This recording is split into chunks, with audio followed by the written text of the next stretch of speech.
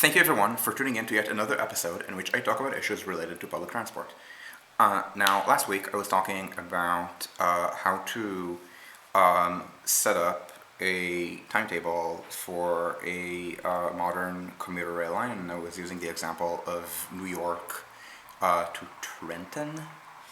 And I can even show you guys the final product of what turned out to be a 4-hour stream. So there are two things that are called NJT, an older and a newer dock. This is going to be the newer dock. This is my head on the right, on the side that does not interfere. No, it's on the side that does interfere. If we're in the middle, then what you really want to look at is name of station, and this is the trip time in minutes from Penn Station. And I mean, it didn't take me literally 4 hours to produce this, right? It took me, I think, the last 45 minutes or something like that. Instead I was talking about issues of planning versus crayoning, which are significant. It's why there are so many railfans. I was going to say millions, but it's an exaggeration. I'm guessing there are hundreds of railfans who have produced crayon in New York City. Not many hundreds, but for example, Strapperger's campaign, I think, had probably 10, 20 different maps, and it was not the largest forum. Nowadays there's NYC Transit Forum, which is a lot bigger. There are people on Twitter, there are people in a lot of Discords, and not just my own. Yeah, triple digit number of people have produced crayon for New York City alone, where crayon in this case means just drawing, normally crayon means drawing a map. So what I'm doing on Google, so the Google Earth there, this is crayon. Like, and think why it's called crayon, and I'm showing how a commuter rail map for the New York City region might look like. And I say might, this is not necessarily what I think is the best version, it's just the one that I made on Google Earth. So it's infinitely zoomable and not on Inkscape, but this is an example of how a map would look like, and it's because it's a bunch of different trunk lines. They're distinguished by color as if it's drawing in crayon on paper. This is the origin of the term crayonista, it's a London term. And but this is a final product. Now, planning obviously includes that, right? I mean, when a city or region or state builds public infrastructure, but builds some kind of passenger rail infrastructure or subway infrastructure, there is a system map, right? I mean, there's a system map, there's a timetable, there's a final product, and essentially the crayon is depicting the final product. Planning is looking at the various options that the final product could be and what they take.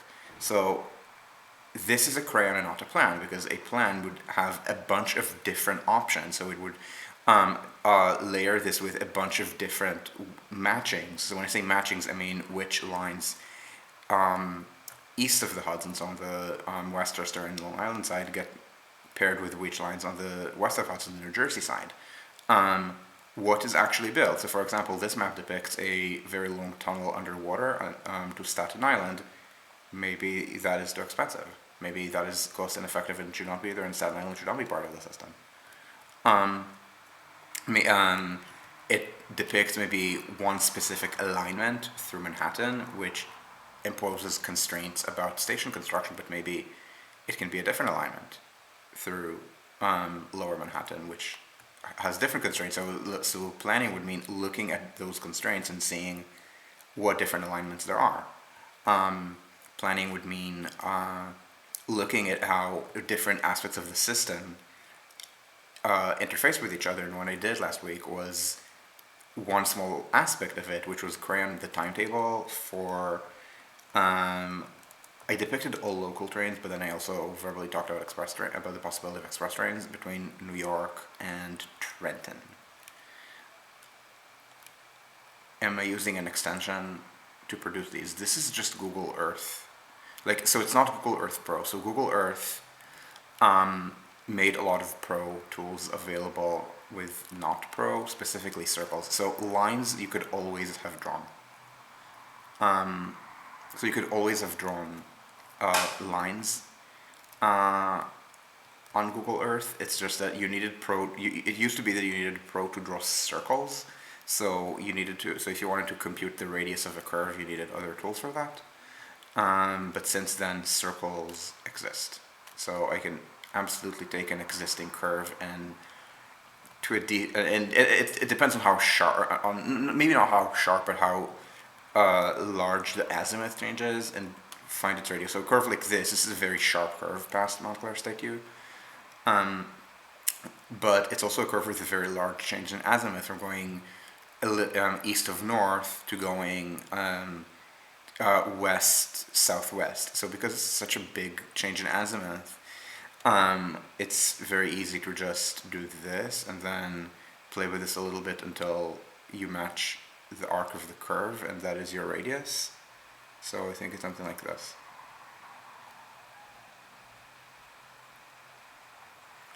And yeah, so the radius, I guess, is 325 meters, plus or minus a few.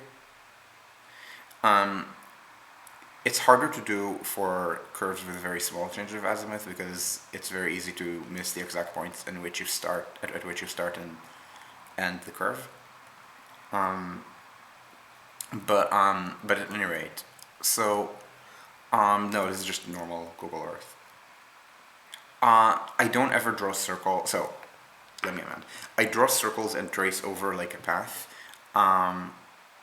In very rare circumstances when the curve of the circle is something very delicate. Like if it's something that I think needs to weave between older infrastructure and I want to depict the exact meter scale alignment, then yes, usually I'm sloppier than that, because usually getting the alignment off at this scale by between cities 50 meters, within cities 10 or 20 meters is not a big deal. This is, by the way, is not crayon versus pen. This is just tools. Like it's not, that is not the difference. The difference is that planning requires looking at many different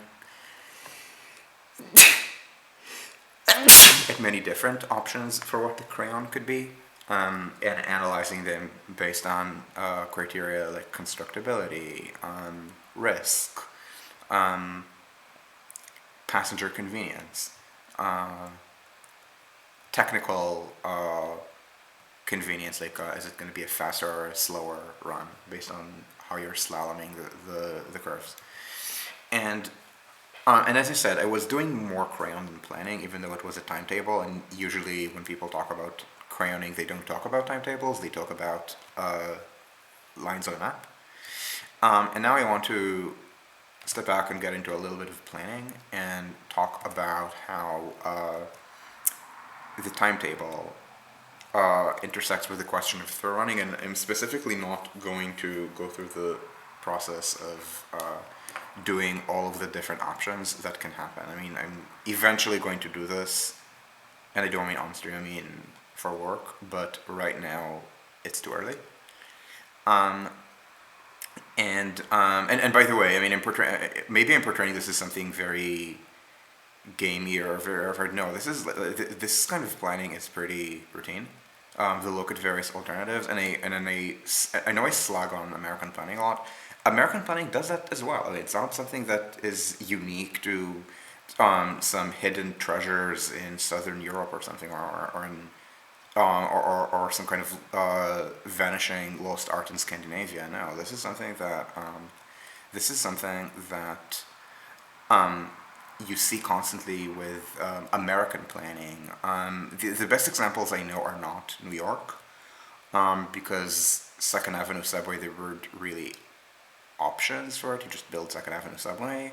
But for example, in Los Angeles, for some of their subway and light rail extensions, they constantly look at different alignments and the trade-offs. So for example, maybe they're uncertain whether a certain area can get a station, so there are options with and without a station. So usually the way it works is that it's not And the reason and the reason planning is so hard is that the options are like it's not the options are not exactly a discrete. I mean, they're discrete in terms of not being continuous. It's not a few items. So this being Twitch, I'm going to use a gamer reference, and the gamer reference is Alpha Centauri.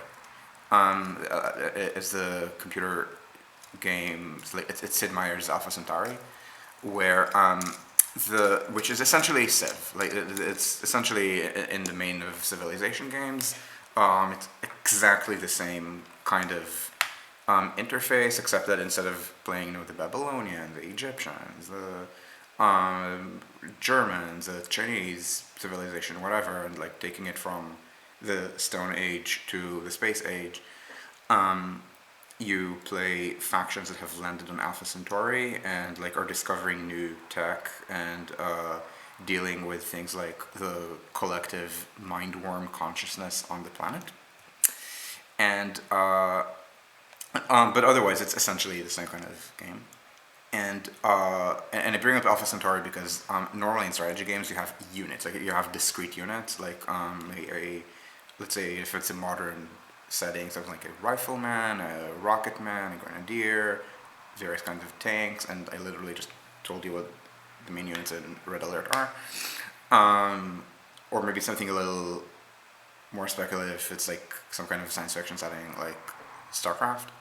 And Civ is essentially the same. I mean, the unit names would be historic, and again, through the ages, from like a historic archer to modern tank or something.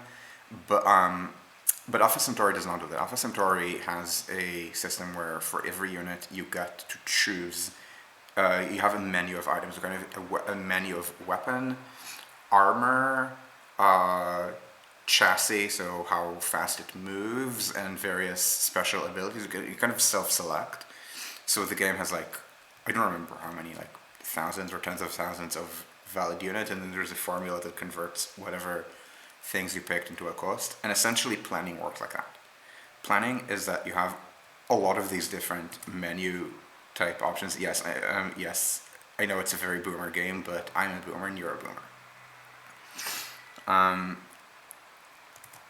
Although I do wish that they made Alpha Centauri 2 as opposed to like Civ 7 or whatever the latest is.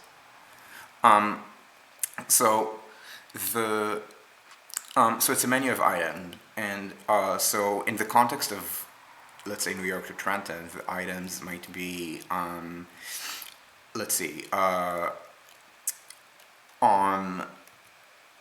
with through running, because all of this assumes that there are 4 tracks between New Jersey and Midtown Manhattan, which, by the way, do not follow this alignment at all. So the line that I drew red, the Old Tunnel, follows this. Gateway is not going to be this close. Gateway is, I think, going to be something like this. It's on this side of this pond. It's like south and not north of this. But anyway, so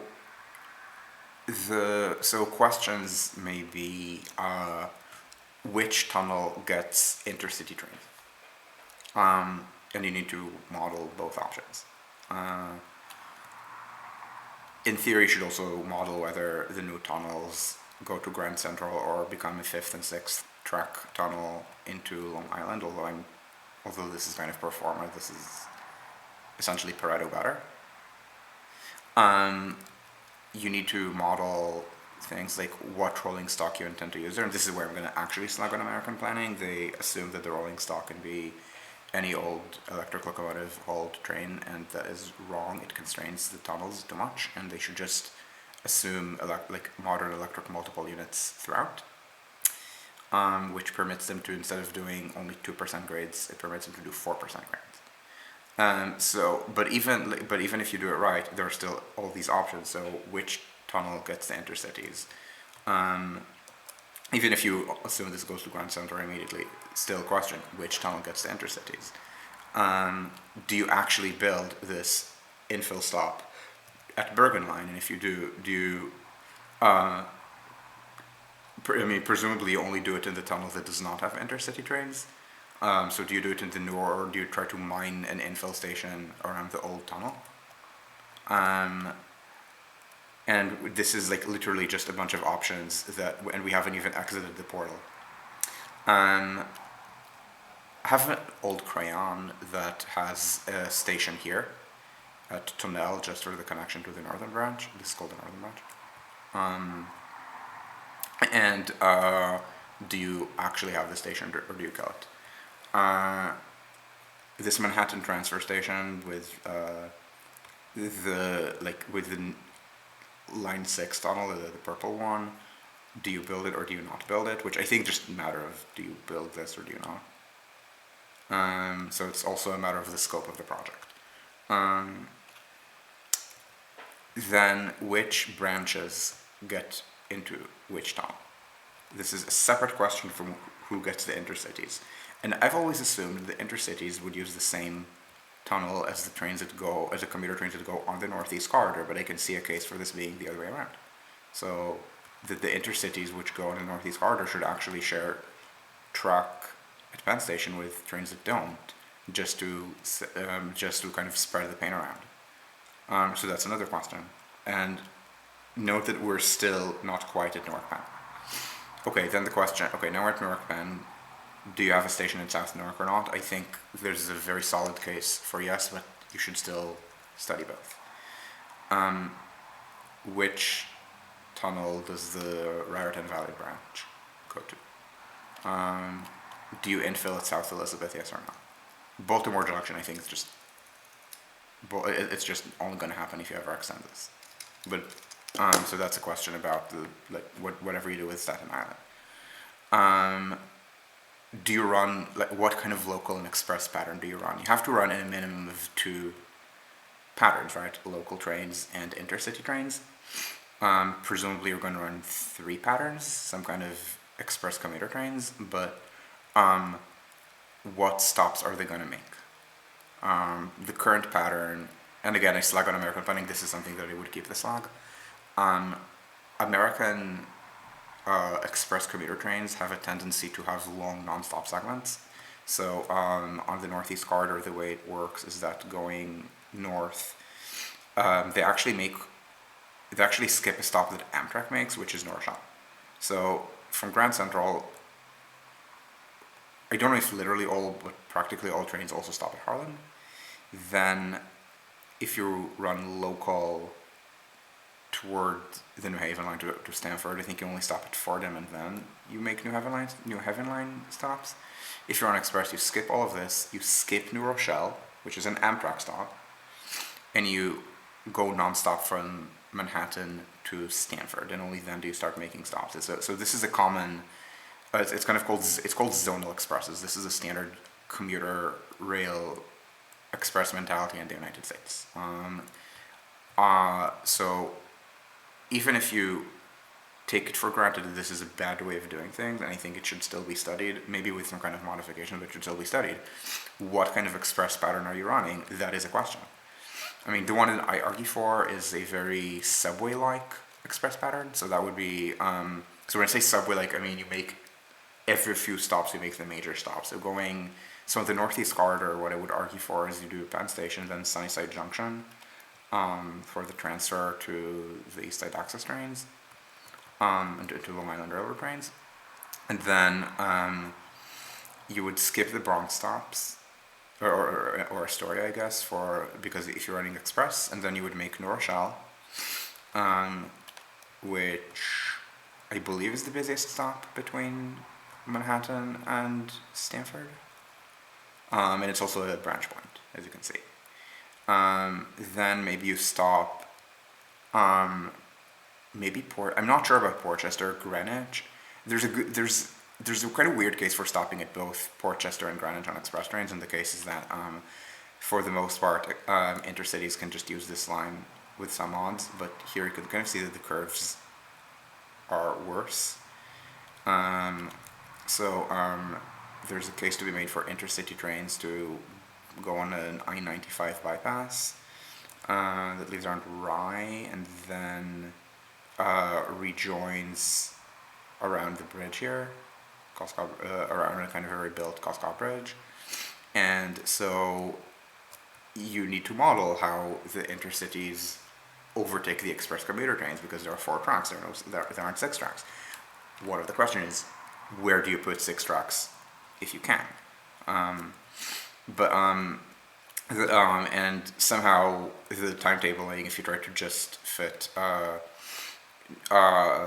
New York to New Haven commuter trains and intercity trains in this, boils down to having here so from New Rochelle to Portchester or to Rye, in this section, the intercities and the express commuter trains would actually share tracks for a while. This is around, and you can even go south of New Rochelle, but at New Rochelle you can railway change, you can build an overtake. A lot of these trains are going to divert to Grand Central. A lot of the commuters are going to divert to Grand Central anyway. This is about 12 kilometers. This is not a very high speed territory, okay? I mean, even if you do a lot of curve mods, this is, outer limit of this is 250 kilometers an hour, and I don't think you can actually squeeze, like, Harrison is not 250 territory is the issue. So Harrison, so I think this is enough of an azimuth change I can actually do it with circle tool. How much variation in express type is desirable? I would say not much. So Japanese surface lines have a lot of different special kinds of expresses, but where they're the most timetable constrained, they have fewer. So I don't think they do it anymore, but in the 2000s and 2010s, when I religiously looked at a website called Hyperia, which used to, it's a Japanese rail trip planner, but it used to have something called interval timetable, so it lists all of the trains between 2 stops on a certain line with their exact timetable. So the way that they did the express lines, the express trains on the line that I looked at the most, which is the Chuo line. The Chuo line is a 4-track line within the city, but then in the suburbs it drops to 2 tracks, which are the rapid tracks into the city. They do not through run. But the rapids have different types. So there are normal rapids, which make, first of all of the, I think all of the trains make all of the rapid stops in the city, and then past Mitaka in the suburbs, there are normal rapids that make all of the stops from Mitaka going west. And there are stops, and there are very special expresses which only make the major stops, and the like Kokubunji and Tachikawa, and they have timed overtakes at Kokubunji and Tachikawa, and the timetable is pretty messy because of that. But at least, again, at least in the 2000s and 2010s, I think maybe it changed during Corona, but I can't confirm because the interval timetables are gone. Is that they did not even run these special expresses during rush hour. So at rush hour, every Chuo Rapid train made all Chuo Rapid stops. Remember, Chuo Rapid is its own set of tracks. There's the actual local city trains, the Chuo Sobu, have their own dedicated tracks. So yeah, there are lots of special express types in Japan, but when it's the most constrained, they have different names, but essentially it's not a lot of patterns, often just a local pattern and an express pattern. It's not quite unattacked. Oh, it was still the same that in Corona that they were not running expresses on Chuo Rapid okay. I'm tempted, like, I vaguely remember that maybe they changed it at some point, but again, I can't confirm this because Hyperia stopped doing interval timetables. Okay. Anyway, as I said, this is the circle drawing tool. This seems to fit the curve pretty well, right? Like, you want to start at the right point in the curve, and then you want, if you want to be more obsessive, and we kind of do, if we're trying to figure out high-speed rail speed, you want to make sure that the curve stays parallel to the arc of the track. So you see that the curve is on the outermost track. I guess the westernmost or northernmost track, and you want to see that it stays there to make sure that it's a proper tangent curve on a proper tangent circle, not like the circle tangent of the curve is not intersecting. It's vaguely how it looks, and you can kind of see that when it goes out, it's because the curve is no longer the curve; it's a straight line. So it's about 913 meters, and now every train that uses the inner tracks is going to be a passenger train because there is freight, but the freight can just use the outer tracks, and it's also not a lot of freight. The local trains are going to use the outer tracks, and so it's guaranteed that every train on the express tracks here is going to run fast and be reliable, and this means that you can, at the limit, go nuts on the super elevation and make it 200 millimeters, which is limit for the Shinkansen. European limit would be 180. Now, if you also have active suspension, like the Shinkansen on the high-speed trains, then this is the lateral acceleration that you're permitted, 2.5 meters per second squared in the horizontal. So what you do is you multiply that by the curve radius to 913, and then this is a distance, so this is in meters, times an acceleration in meters per second squared, so this is in units of meters squared per second squared. Take the square root in meters per second, this is your curve speed. So 170 kilometers an hour at Harrison. And this is one curve, and there's another curve on the other side of Harrison. I don't remember if they're the same radius or one is tighter than the other. I never remember this, and this is what I'm going to do. I'm going to try to see if the 913 curve, if the radius 913 curve works. If it does, the Yano,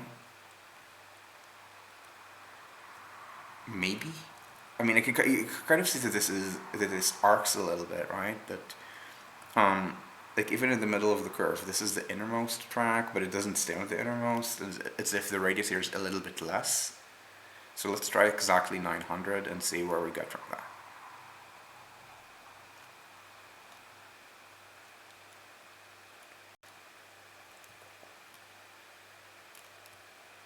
So this seems like it's hewing to the idea of staying on the innermost track. So again, it's the northernmost, the track that on the other side was the outermost on the curve, just because it's changing curvature. Yeah, it looks like 901 meters. So 901 times 2.25. So this is not even 170, this is 106. Okay, this is... Oh yeah, I know I did wrong. So I multiplied by this, which is a different number. So yeah, 170 kilometers per hour on very aggressive assumptions. On more typical German assumptions, still the most aggressive that exists in Europe, but something that does not require active suspension on your train, which does permit you to have a wider variety of train sets. It would be this, so 155. If you split the difference and do 200 plus... Okay, I never remember the count of it. Yes, I do remember, it's 130. So you do this, and this is 160. So essentially, it's a choice of how aggressive you want to be with train standards. So as I said, this is not really going to be 250 kilometers an hour because it does take time to accelerate from 160 to 170 to 250. So maybe intercities can reach 200 something here. But the point is that this is not a very fast by high-speed rail standards segment. Which is fine, because if the whole point is that there's going to be track sharing here between intercity and express commuter trains, you absolutely can share for 12 kilometers when the commuter trains, yeah, they stop at New Rochelle, and then they and then they need to follow high-speed trains, but that's not a huge that's not a huge difference in time, because the express commuter trains aren't going to stop at Larchmont, Mamaroneck, Harrison, or Rye. And so the speed difference is what a high-speed train I'm going to just pretend the high-speed train goes at 200 and that it averages maybe a little faster than 200 here and 170 here. So if the high-speed train goes, or if the commuter train goes 160 and the high-speed train goes 200, it's a 54-second difference, which might still cause you headaches, but you're not planning on running, an express train every 2 minutes. It's something like an express train even an express train every 5 can handle this speed difference with intercities. So, but the point is that when you do that, it means that that essentially past the segment, here you have this kind of slow section anyway with curves, and the high-speed trains should be using I-95 to run faster. So this is essentially a 6-track segment because 4 tracks legacy, 2 tracks high speed. So it's kind of valuable to make the high-speed trains stop here, at least at one of these, not the high speed, the express commuter trains to stop at these so that the high-speed trains can overtake them. You want to maximize the speed of the slower train. In this case, it's the express commuter train because we're kind of assuming traction between express commuter and high speed, but not between local commuter and express commuter. So on the express track, the express commuter train is the slower train. Whenever you share tracks, you want to minimize the speed difference. So speed up the slower trains, possibly slow down the faster trains. I mean, it's bad to slow down the trains, but essentially the issue is that if your choice is between spending money on speeding them up here, let's say rebuilding these curves at Harrison to permit faster speeds, and spending money elsewhere, spend the money elsewhere. Conversely, on overtake segments, and this needs to be viewed as an overtake segment, you want the exact opposite. You want to maximize your speed difference so that a short overtake segment can convert a faster train, in this case an intercity, from being just behind a slower train, in this case an express commuter, to being just ahead. That requires gaining, I think, about 4 minutes or 5 minutes of relative time. So this is partly to be done through higher maximum speed, but also through making the express commuter trains. I'm not sure whether you need to make them stop at one of these or both of these.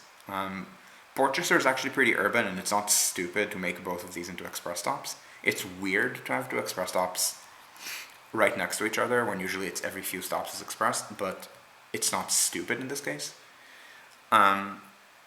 If it's one of the 2, it probably needs to be Greenwich and not Portchester, which is kind of annoying. Like, Greenwich is a lot richer than Portchester. Portchester, you might be able to see just on the map that Portchester has an urban core to it. So there's a lot of gray here, and Greenwich has a lot less gray. It's much more green, that is to say, low density, single family suburbia, with gaps between buildings, with gaps between houses. But Greenwich is also a big job center. So on the New Haven line, the biggest reverse commute destination is Stamford, and the second biggest is Greenwich.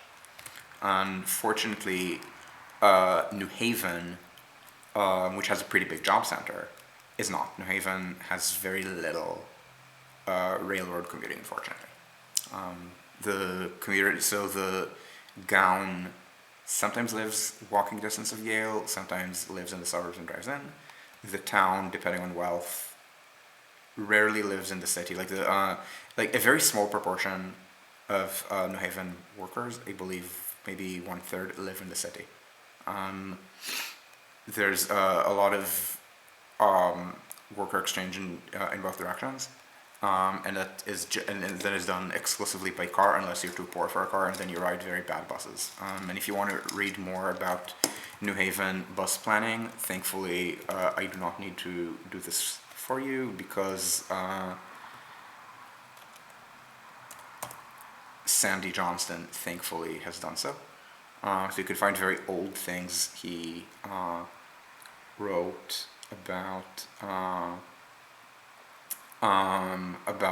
New Haven.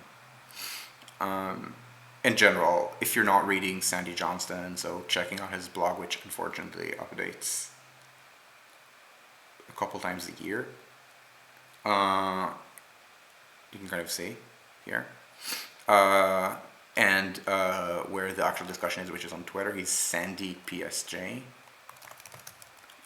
You're missing out. You should absolutely follow Sandy. He's good at what he does. He is also very good at things that are unfortunately not within his job description because he's not actually that senior at the CTPS org chart. But I mean, we're boomers. We're getting there. So with the Nuevin Caveira side, so even questions like what the express stop pattern is, can have a bunch of options. And again, this is not some kind of bad American planning. This is normal. Americans do it, Swedes do it, Italians do it, French people do it. I have not seen this in Germany very much. I've not seen as much of this kind of alignment nitpicking within Germany, but the only city where I'm very familiar with the planning process is Berlin. And in Berlin, the planning process was instead looking at a lot of different little crayons that they can do that are not, they don't have many options of their own. It's just, do you do this little extension? And there are many little extensions, and you choose which of them you do. And unfortunately, the choices they've made omit the most important expansion, which is a short extension to a high-density, modernist, suburban housing project called Märkisches Viertel. But again, even that's a menu of options. It's a menu of different lines. It just happens to be easy mode when it's a bunch of not very related subway extensions in a city where it doesn't really matter whether you extend the U-Bahn south to Mexico Platz when you're discussing whether to extend the U-Bahn southeast to the airport or north to Märkisches Viertel. And so that is an example. So that is a planning example. Okay, at any rate, it's looking at all of these options. Now, one of the options is the issue of throning, and here I'm going to leave New York for a little bit and go to a city with 6 letters, starting with B, ending with N, full of people with very left-wing ID pol who are still who talk about their commitment to intersectionality in a room where there are 10 or 20 or 40 people and all of them are white. And I could be talking about the city that I live in, but I'm going to talk about the other city matching this description, which is Boston. And so Boston, okay, as usual I'm going to do this crayon, which even has a timetable, but please don't look at the timetable. And by please I mean like we've a lot of this has been superseded. For example, this assumes on the Worcester line, some of all the trains run local, but the Transit Matters plan has trains running express. Like not quite non-stop, but with very few stops between the city and Framingham. I think it's just Newton Corner. The one stop that is, by the way, an infill. The stop does not currently exist. It used to exist, but no longer does. And when I say the Transit Matters plan, I mean it's a plan that I've signed my name to and written timetables for. So like it's not this is kind of a minority report on my part. No, this is something that I agree with. But at any rate, so I bring it up just because of the crayon aspect. You can just, first of all, the colors are just which lines match with which lines. And second, you can just see the lines here at scale, like at a map to scale. And so I bring this up because the Transit Matters planning for regional rail does not include this tunnel, does not include the north-south rail link. And the reason it does not include the north-south rail link is the north-south rail link is very expensive, and we're trying to do something that does not require such a capital expense. Vancouver, I've never been to Bremen, I have no idea if it's like that. Not Vancouver too. Vancouver is completely different. Boston and Berlin are cities where people will constantly talk about their commitment to anti-racism and intersectionality, and then the space does not really have people of color. And if it's Boston, it also doesn't really have immigrants. And Vancouver is not like that at all. Vancouver is a space where people complain that Indigenous people, who they call natives, and to make it very clear, in Canada, Indigenous people do not like being called native. But the people in question in Vancouver still call them natives, and they complain that they are overprivileged and get free education. The free education being the historic residential schools, aka cultural genocide. Vancouver is explicit racism. This exists in Berlin, exists in Boston, but is very peripheral to both cities. So in Berlin, I talk about the person that I know who told me to be careful of Turkish crime in Neukölln, but that person is atypical. The usual way that Berliners who are even mildly left-wing talk about crime, and by mildly left-wing I don't mean the SPD base, I mean with probably median political views for Berliners. The way they talk about crime is the Boston way or the white New Yorker way. You don't mention race. You just say this neighborhood is sketchy or this subway line is sketchy. They don't use the word sketchy because sketchy is an American term, but they use the equivalence. So no, it's not Vancouver. Vancouver is explicit racism among the normies, and Boston is not, and Berlin is not. Vancouver, by the way, Vancouver is a city that I think people think is more culturally globalized than it is because it legit has a lot of immigrants. Vancouver is a lot less white than Berlin and a lot less white than Boston. And also it has tall buildings which give it a kind of urban flavor, but it's a not very large city. The white people in the area often hate Asians. The whites and the Asians often hate on Indigenous Canadians, and it's explicit. It's very different from what you would expect in your prototype of a global city. Let's call this global city New York, Boston, Berlin. I think London, honestly. Anyway, so. Obligatory slagging on Boston aside, at TM we mentioned North-South Rail Link. We mentioned NSRL as a future possibility, and we tried to do a regional rail plan that is forward compatible. So here's an example, and you can even see it as a color on a map. This is called the Fairmount Line, or historically the Dorchester branch. This is called the Franklin Line. This is the Northeast Corridor. Now, the coloring suggests that the Franklin Line should be run as a branch of the Northeast Corridor, which is called locally the Southwest Corridor because it points southwest of Boston. This is the current practice. So the current practice is that nearly all trains that go here go into downtown Boston via here. This is a faster line, and it also hits Back Bay, the second largest job center in the region. But historically, the trains went like this. This was built as a single railroad. This was built as a single railroad. They just merged, and they ended up diverting here, and this became a branch. The infrastructure makes it easier a little bit to do this.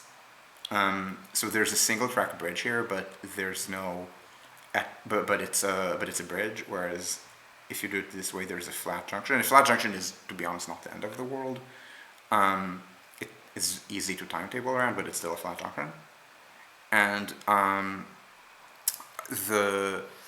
and as I said, so here I'm portraying North-South Rail Link, but Franklin Line goes on the Southwest Corridor. What we said in the so at any rate in the appendix about the Franklin Line at TM, we talk about, does it run via the Southwest Corridor or via the Fairmount line? And we have, and because the TM, our program is planning on occurring, we actually have to look at both possibilities and explain pros and cons. And what we ended up saying is that with no NSRL, which is the main option we plan, this is better. But with NSRL, there's a case for doing this. There's a case for doing this instead. So this is an NSRL map that portrays this, that portrays Southwest Corridor option. But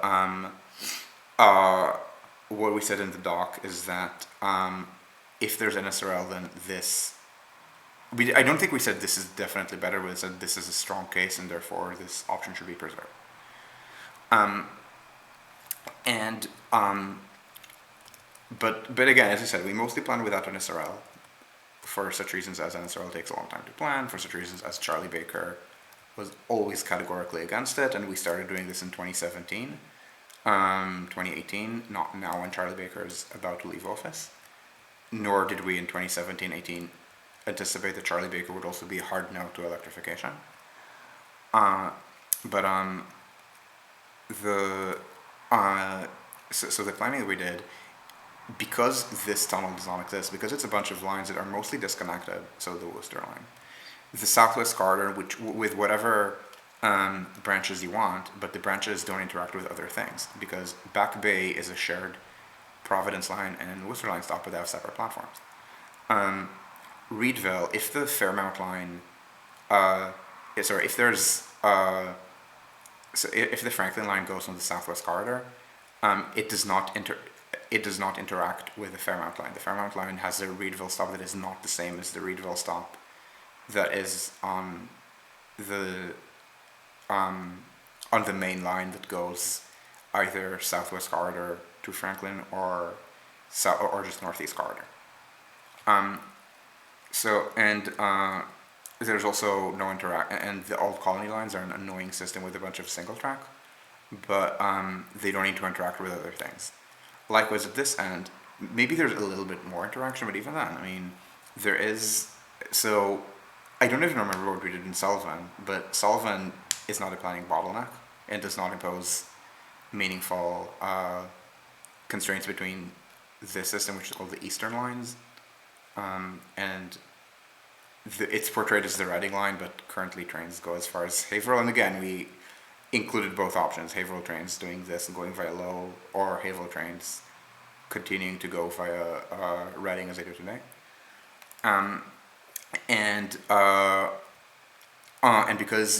Because you make sure that there's no reverse branching, that is to say, either all Haverhill trains go via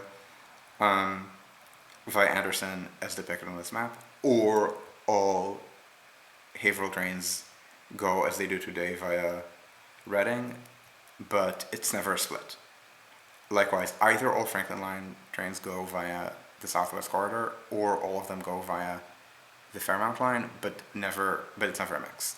So this just means that you can plan the system as essentially 8 disconnected systems. So Fitchburg, Lowell, maybe Haverhill if it connects, Reading, maybe Haverhill if it continues, Eastern, Old Colony, Fairmount, Providence, and one of these two gets Franklin, and then Worcester. So with no through running, there's just so little interdependency between lines that it's going to be that you just plan each line separately. So the person who replaces Baker, her name, at this point, the election is basically a foregone conclusion. The Democrat's name is Maura Healey. I believe she's the Attorney General. And she's a very generic Democrat. I don't have a good sense for how friendly she is with the TM people. I know that there are other Democrats in the state who are close enough to TM to essentially crib ideas from TM. Maybe we shouldn't say crib, because crib implies some kind of theft, and this is something we encourage. I enjoy it, when other people adopt plans that I've made. Especially when it's with credit. But honestly, even if it's without credit, I mean, I can say, yeah, I can like show how it. I can show how I was responsible and tell people, hey, I'm influential on politicians. I mean, this is something that if you're this kind of advocate, you like. So maybe I should not use the word credit anyway. But but with Healy, it's harder to tell. So I do not know what she's gonna say, and the problem is that management already is already making excuses for why electrification is bad. They're like sandbagging it by saying things like that there are low bridges, and then I look at how low those low bridges are, and they're about a foot higher than the minimum with normal Northeast Corridor trains, and probably more than a meter more than the actual low bridges in Britain. So so I can't tell whether it's incompetence or malice at this point, but sufficiently advanced incompetence is not distinguishable from malice. So it's possible that Healy will just listen to them, and then there's gonna be some battery trains, and that's it. But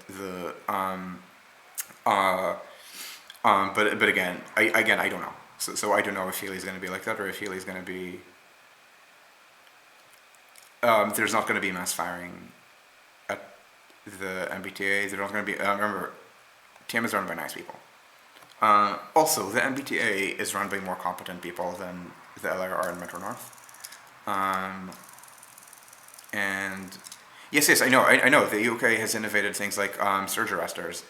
My point is that the bridge. So the lowest bridge that I am aware of on the MBTA system, on the MBTA commuter rail system, will fit 25 kilovolt wire without surge arresters. I think the only creative thing you need to do is to use German and American electrical clearance standards. German electrical clearance standards say not 15 but 25 kilovolt needs 27 centimeters of static clearance between structures and the wire. And I believe the American rule is 1 foot. And it does make a difference for the lowest bridges.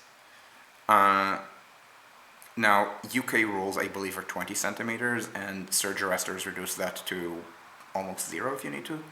So, so essentially you can gain 27 centimeters, which you again do not need.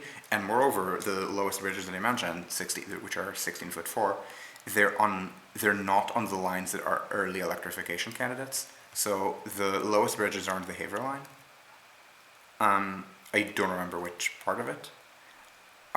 Whereas on the Fairmount line, they said the lowest are 17.3, and they're still saying that it's too difficult somehow. So anyway, no, they're not going to be fired. Again, I don't know what Healy's going to do. I mean, if Healy decides that electrification is a priority, they will find reasons why 17.3 can actually accommodate. I mean, if Healy said, like, the tragedy is that if Healy said electrify, they would try to say that 13.3 can also accommodate wire without too much hassle, which it can't. I mean, 13.3 is, like, more of a constraint. Yes, it does need to buy EMUs and get over it. And yeah, exactly. It's just the managers are not used to electrification. There have been practically no American projects in that direction in the last, like within living memory, and the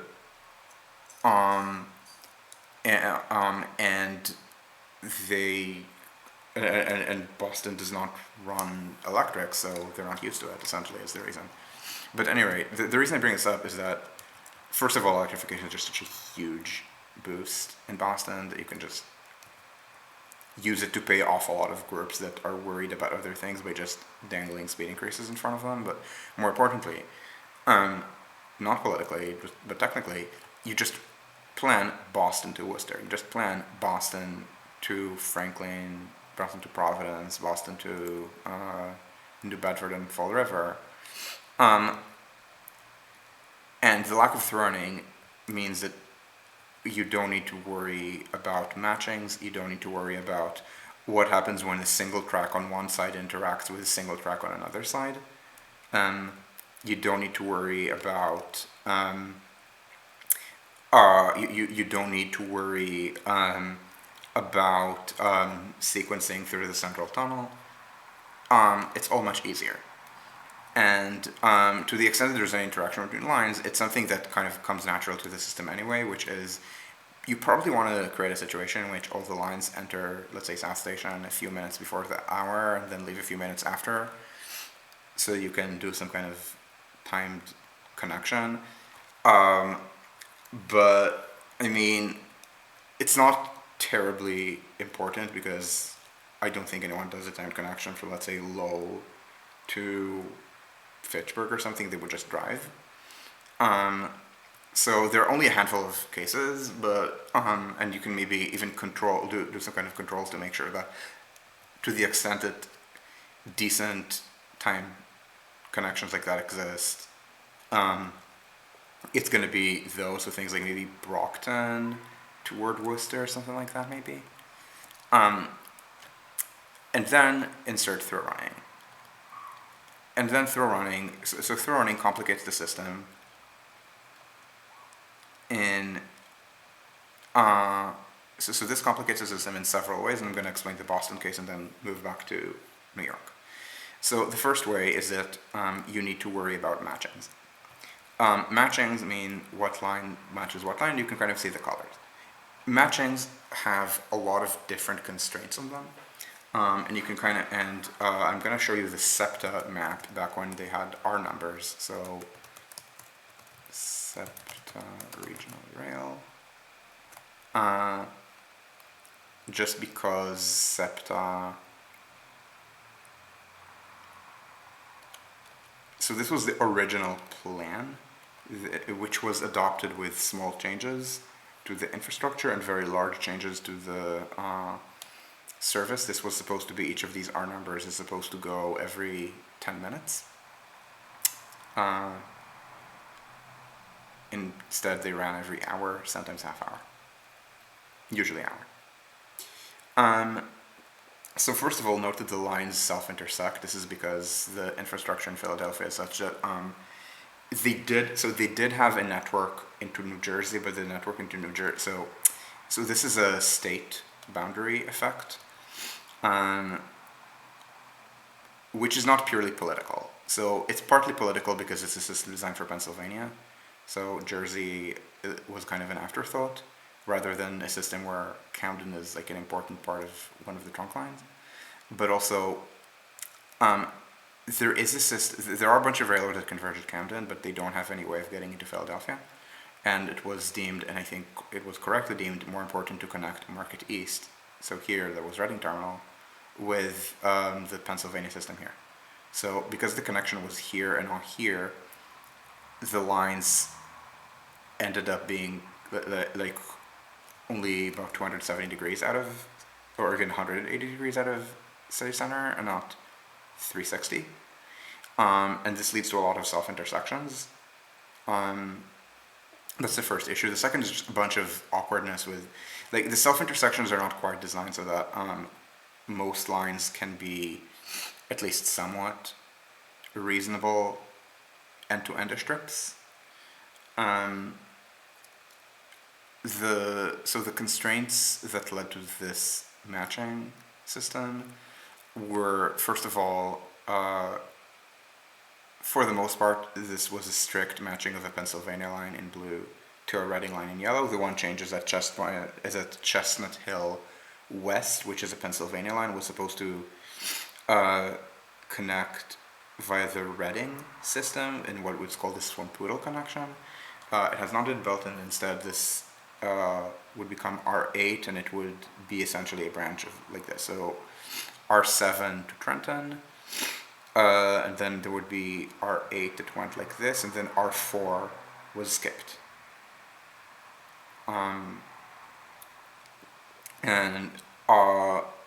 so the system was that So first of all, you match this and this. So for example, you don't match the Trenton line with its kind of like natural northeast corridor analog, which is Wilmington. Y- Both of them, they all have to go through city. They have to go through city center, and this means the Trenton line has to self-intersect.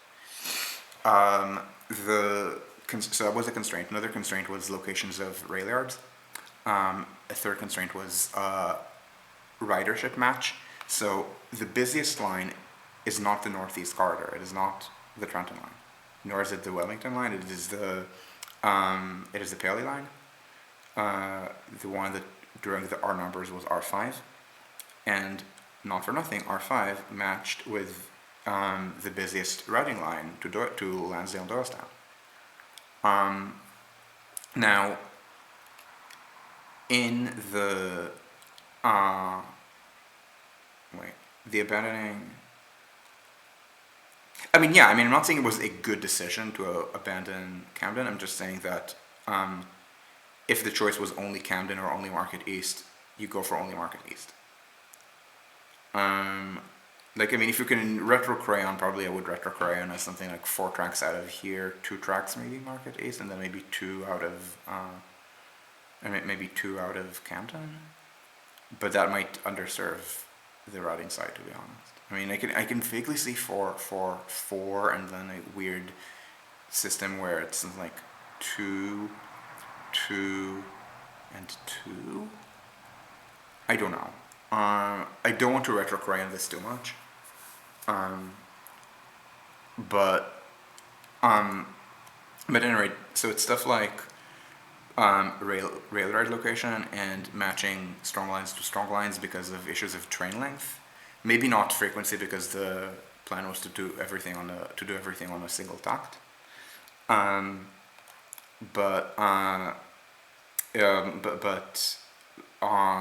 it did matter what the ridership was. And by the way, and again, I want to make it to make it clear. This I'm talking about American planning. This is not something to slag on. This was a very good plan. The fact, I mean, Vukan Vucic is fucking amazing, and he was trying to bring the German S-Bahn planning to America, and unfortunately did not succeed. So if we're talking about German S-Bahn planning, let's look at the other B star and city with very left-wing people who, in their all-white spaces, talk about how intersectional they are. In Berlin, the S-Bahn, actually there might be a better map on Wikipedia. When the S-Bahn was being set up, they did worry about that with line matching. So this is kind of a schematic. Let me see if I can find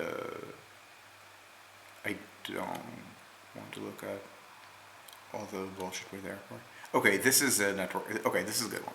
So, east-west Stadtbahn. The vaguely circular line is called the Ring, and then the north-south line here is called the north-south tunnel. So the north-south tunnel was planned in the 1920s and built in the 30s as a stimulus project for the Depression by the Nazis. It opened shortly after the war started, and the matching was deliberately such that the busiest north side line to Oranienburg would match the busiest south side line to Wannsee. Wannsee being an early example of an upper middle class suburb in the city. They liked being near the lake, so it had a lot of early suburbanization, which generated a lot of early demand for commuter rail to their city jobs. The Wannsee Conference was in Wannsee because, this being a very posh neighborhood, it was natural that high-ranking Nazis would live there.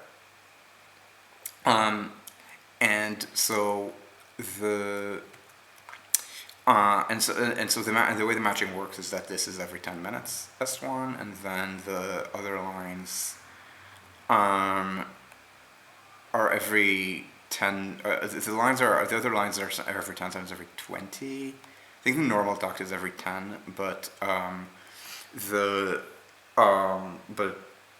that's essentially a timetable constraint, and one of the reasons that they're trying to build S21, so it's essentially doubling the north-south line is that they think that that's the only way they can run every 5 minutes on this one.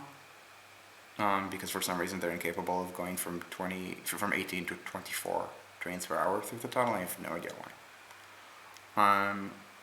So this is me slagging on German planning right now, but the basic idea of matching strong lines to strong lines and weak lines to weaker lines to weaker lines is very sound. So you need to worry about line matching.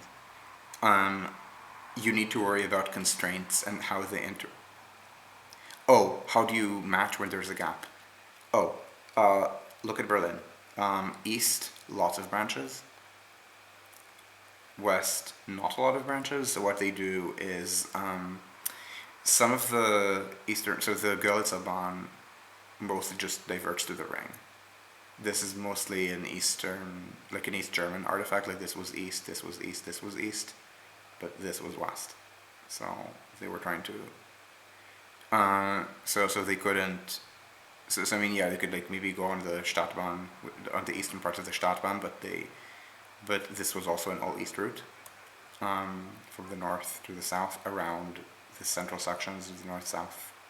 It's kind of weird. So Friedrichstraße was east, but the neighborhoods here, like so Nordbahnhof was at the wall, Humboldt-Hain and Gesundbrunnen were west. I believe it goes east, east, east, west, west, west. This, I think, was also west. So the north-south tunnel was not available to East Germany, which is where you're getting this kind of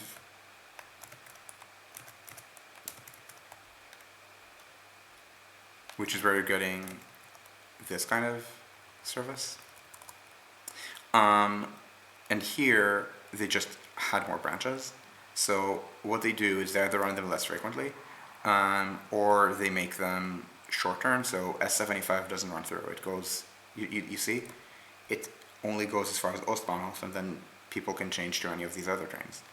The same is true of some trains on other lines. I think S3 runs every 10 minutes to Ostbahnhof, but only every 20 on the trunk.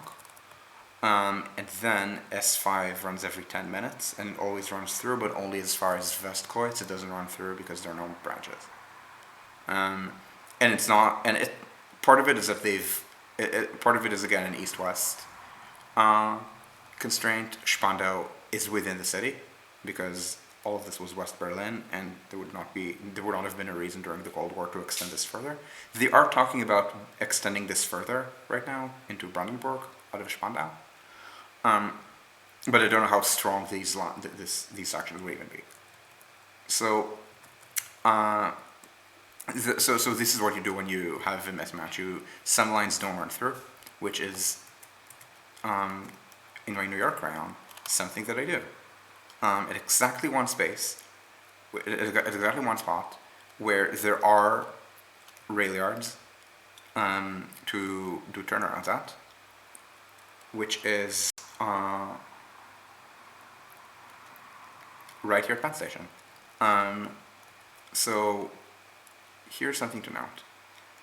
You see that there are R numbers, like in Philadelphia for all of these lines. So R30 and R31, you might be able to tell that like R31 is express and R30 is local. And then you continue the line, it's called Orange, and you look at it on the Long Island side, and it's not just R30 and R31. There's R30, R31, and R32, which is that the R32 trains all turn to Penn Station. Essentially because there's way more demand here than here, or more specifically, there's way more demand here for the local service. Because if you run this with, and by the way, one of the things you need to worry about with planning is how changing operating practices will change ridership. So right now, there's practically no ridership on the LAR within the city, certainly not within subway range. This has been essentially since the moment the subway was extended into this, in this area. The LAR ridership did not peak in World War II. It peaked in 1920. It peaked in the 1920s, just before the subway was extended into Queens. And but if you have fare integration, if you have high, and if you have if you have subway fares and free transfers with subways and buses, and if you have high all-day frequency, this is parallel to one of the busiest subway lines. Of course, it's going to get very busy here and here, and here, and all the people here who are riding slow buses to the express subways are going to just take the train, and so there's going to be a lot of ridership from this within the city. So if anything, like this R3 line, the orange line that I'm depicting, it's mostly about the city. I mean, yes, Hempstead and this Nassau Centre bit, East Garden City, are nice outer anchors, but the ridership is mostly going to be city, not suburbs, and that's fine. S-Bahn is mostly urban. Does it make sense to have wholly underground branches? Probably not, but partly underground branches, yes. This is something that Paris did. So when the RERA opened, so it had only one western branch at the time, so no, it wasn't a branch. The rest of the branches are owned by SNCF and were added later. In the east, it had two branches. One to Boissy was historic. The other to Noisy and now to Mont-la-Vallée was added. What was new? That branch opened the day that the Thuronian Tunnel opened, in 1977.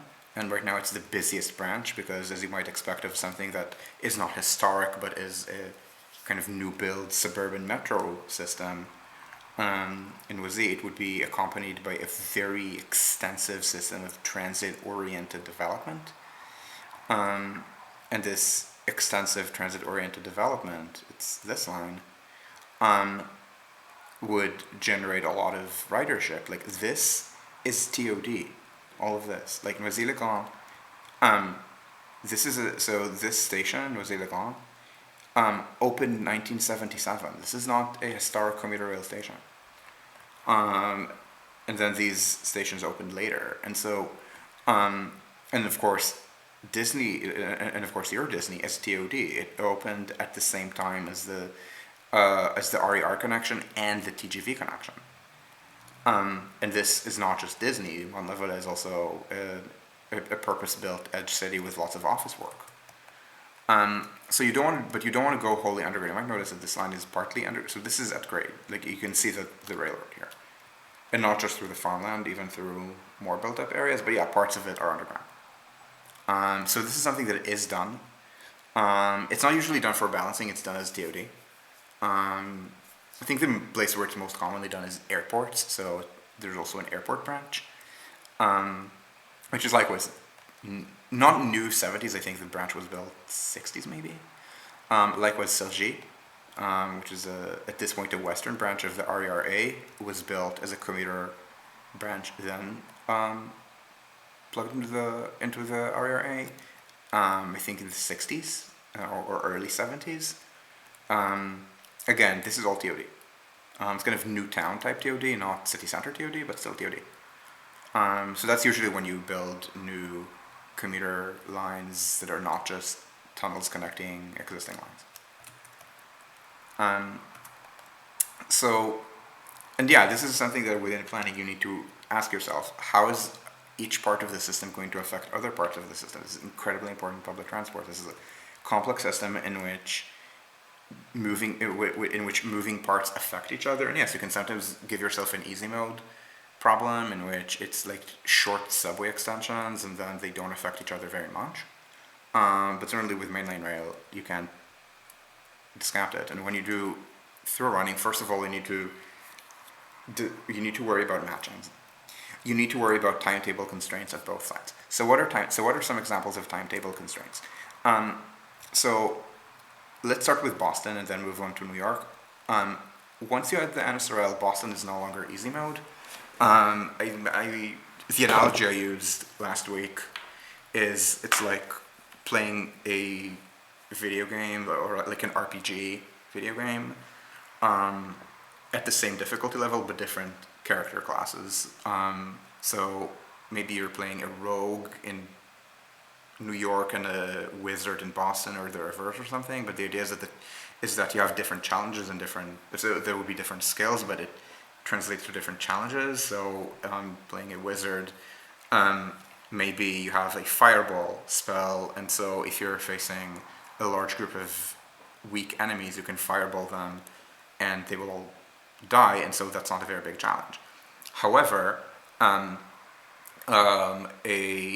monster that hits very hard will be a challenge because wizards are squishy. Conversely, if you play a rogue, the kind of video gamey conception of the rogue, first of all, it can maybe sneak around, so things that you can avoid by stealth might be easier, and also rogues generally tend to be single target classes with things like sneak attacks. So a single powerful monster is actually easier for you to beat than many weak monsters.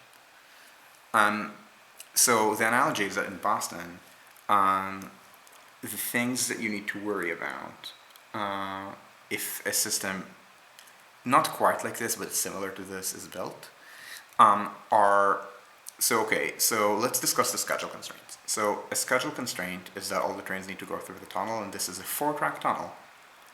But it still means that Providence and Worcester are intertwined, and it does mean that Fairmount and Old Colony are intertwined, and on the north side it probably means these pairings, although this is a little more speculative. And by more speculative, I mean you can do it in different ways. It's not like here where you're literally only going to portal here and here.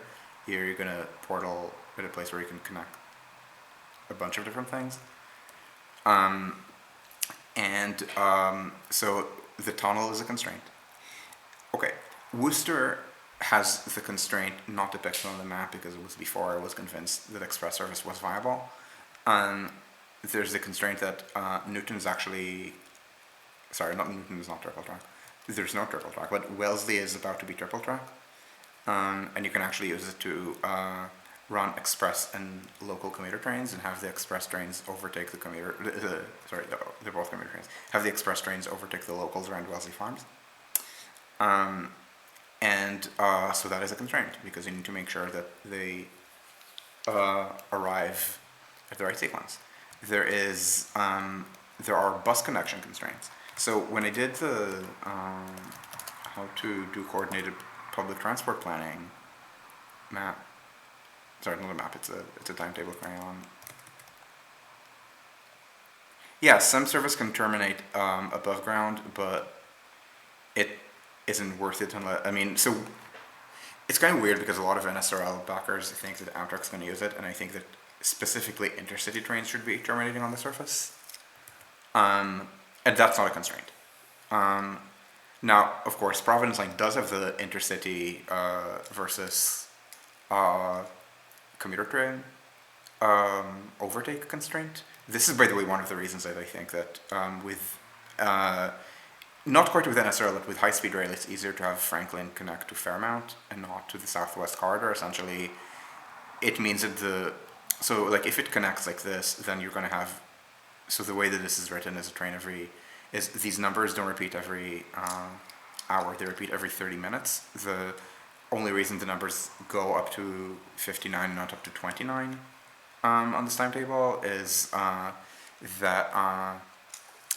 is to make it clearer which lines match with which lines, so you can more easily see that Sharon is 49 and then Canton Junction is 12 and 52, so the 52 is this 49 and so on, and then this 4 is this 52. It's northbound trains, by the way. All the numbers are northbound. Once you do one direction, the other direction is trivial because timetables must always be symmetric. So southbound is just 60 minus northbound, or rather 30 minus northbound. It's the same. It's a 30-minute act. So anyway, this means that there's a train at Forest Hills every 10 minutes. Because again, it's 3 numbers, but despite appearances, they repeat every 30 minutes, not every hour. And essentially, some lines are also every 15 minutes. These might actually be every 15 rush hour. And then the trick is that if you have this line go here, and then you run this every 15 minutes and then this every 15 minutes, then you're going to have 5, 10, then you're going to have 2 trains in 15 minutes within the city, one 5 minutes after the other. They're not going to be symmetric. And the 10-minute gap is where you're going to fit the intercity train, because this is not quad track, this is only triple track. And so this is so it's constraints like this. So trains going through the tunnel, intercity track sharing or express local here, and I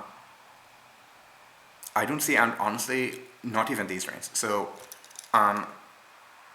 this is not something we've discussed at TM because it's too speculative and it's not within our purview. And the kind of groups that care most about these are very trad and don't want to listen.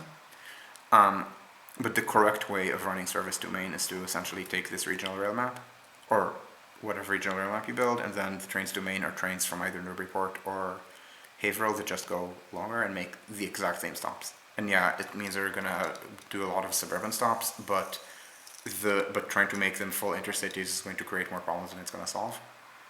These are all going to be EMUs. They need to be electrified anyway, and if you do it this way, yeah, you lose a couple of minutes to all these extra stops, but you gain in timetable reliability, and you're going to gain massive time just from the electrification and from reliability anyway. So so this means that essentially trains from Portland would be through running, but they would be through running, for example, to Cape Cod, and they would not be through running as intercities, so they would be essentially Regional Express trains, which is kind of weird to think of Boston to Portland, which is 180 kilometers, as Regional Express and not intercity. But in Germany, like I don't know if in Germany there's literally 180 kilometers single tail Regional Express. Like there's certainly 180 kilometers Regional Express, but it's usually a throw on. But like Berlin to Magdeburg, that's 130, and that's a single tail. A single tail of Berlin. My point is that these trains continue east. Or Berlin to, or this is, there's a regional train going Berlin to Rostock every 2 hours. So essentially it's run them as regionals, just because the issue with high-speed trains is that there's so much more demand from from New York than from Portland, that through running them, for example, these should be longer trains than these. And Borners, for you, this is the best Japanese analogy is that all the trains on the Tokaido Shinkansen are 16 cars, whereas on the more peripheral Shinkansen, it's often 8. And I believe that is why they don't have the running from Tokyo to Kagoshima. And it's the same thing here. You want 16 car trains New York, Boston, but Boston to Portland you want 8 cars because there's not a lot of demand, so you want to sacrifice train size to maintain frequency. And anyway, so with Boston to Worcester, let's just do the crayon. So this is the crayon, and and this is not starting from 0, so this is the actual offset. So this should be literally 4 minutes after the hour outbound every 15 minutes, and this should be 11 minutes after the hour every half hour, and then every 15 minutes during rush hour is the plan. And there are a bunch of constraints. So the overtake constraint at Wellesley Farms is this, and it's not depicted on the map, but essentially this is when the trains overtake. There's the constraint of turnaround time, so 10 minutes is considered the minimum, but you can push 8 if at the other end it's maybe 12. So this, instead of starting at 5 and ending at 40, starts at 4 and ends at 39. And you probably don't want to have shorter turnarounds than that. So this means that you can only start at 4. At the other end, this ends at 56.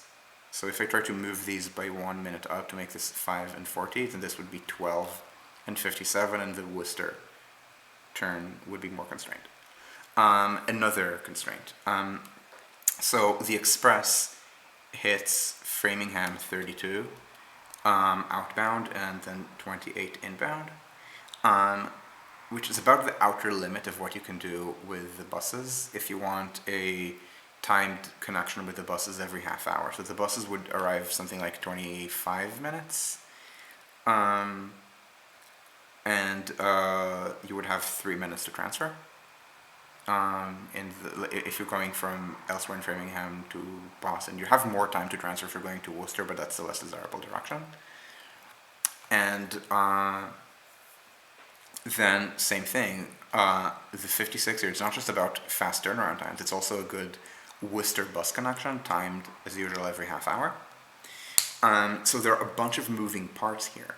And this is on a system that does not have single track. This is, so I believe every line in the system has single track with the exception of the Worcester line, the Fairmount line, and the Providence line. There are a bunch of lines with very little single track. I guess even the Fairmount line has a single track like at the outer terminal, but it's very easy to timetable around. Oh, yeah, so similar to what they do with some of the high-speed train sets in Europe, yes, that takes too long. Like, you can't do it in a tunnel where you're going to have this heavy commuter rail traffic. They do this only in places where they have a couple minutes to do the decoupling. So you can do it in a place like, I don't know, Strasbourg. Maybe half the trains go to Switzerland and half to Germany or something, but but Strasbourg has a lot, is like a trad through station that was just through a station from the start, I think, and has a lot of space for this. You can't do this when you're in a constrained terminal. Like, I don't think they do it at Zürich Hauptbahnhof, where they, or I mean at Zürich Hauptbahnhof, I mean maybe they do it, but on the surface I don't think they do it in the tunnel. Anyway, so so you have all of these single line constraints, and now they have to pair with a single line constraint on the paired line, and that is not trivial. So, for example, Providence has these constraints. So you probably want to do a situation in which more constrained lines match with less constrained lines, because the less constrained line will just follow the more constrained line. So for example, here, there's a constraint that might need to be tunneled around. So again, please don't believe me. Stations, the Salem station is here. This is a historic station, but now it's a single track tunnel. So what we're proposing is put a station here at South Salem, just outside the tunnel, use the existing single track station here, there's double track here, timetable trains to meet here. And this way you can run, not every 5 minutes, but every 10, potentially every 7.5, without double tracking the tunnel, which means that you don't need to build a second tunnel, which saves an estimated $180 million. So with NSRL, this might be too concerned, you might need to build this. Now NSRL, I mean 180 million compared with NSRL is not a lot of money, but it is money. Likewise, doing more double track here, it's something that we looked at a lot for looking at the old colony. So a lot of the hacks that you can use to underbuild the system to reduce the amount of concrete you build and just substitute electronics and organization become less viable under through running, and this is a real constraint. Now, as it happens, through running is amazing for many other reasons, so you should do it when you can, but be aware of what else you need to do to get there.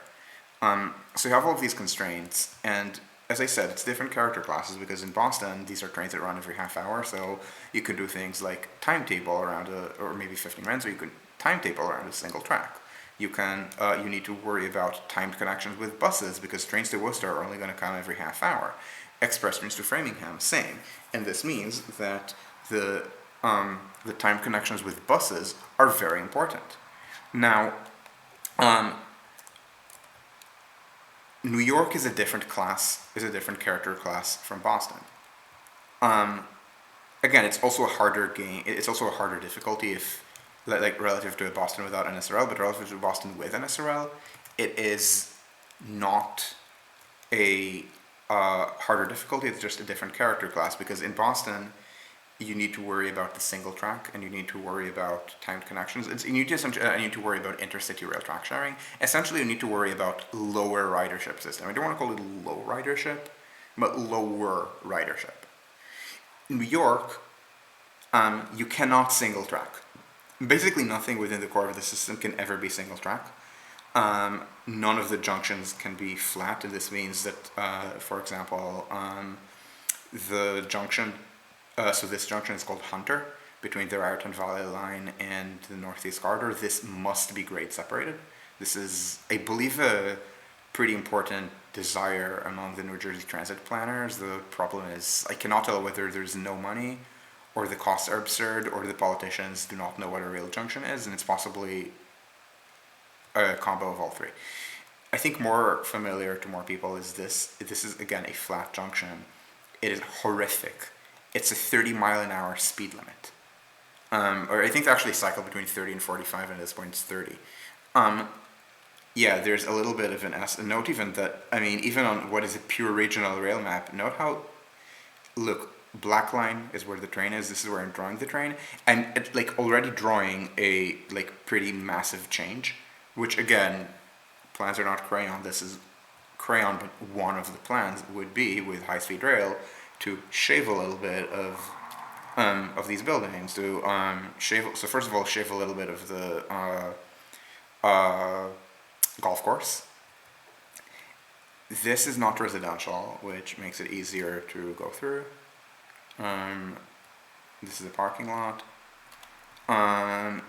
Here you're starting to get to things that have more value, and here you might actually need to shave a lot of buildings. And again, I'm not drawing an exact thing because there are going to be a bunch of different options in this, and there's a bunch of things that sacrifice speed a little bit, but have fewer takings. But this is a thing, to some extent, that needs to happen just because, first of all, this is a very slow curve, but also the flat junction here is horrific.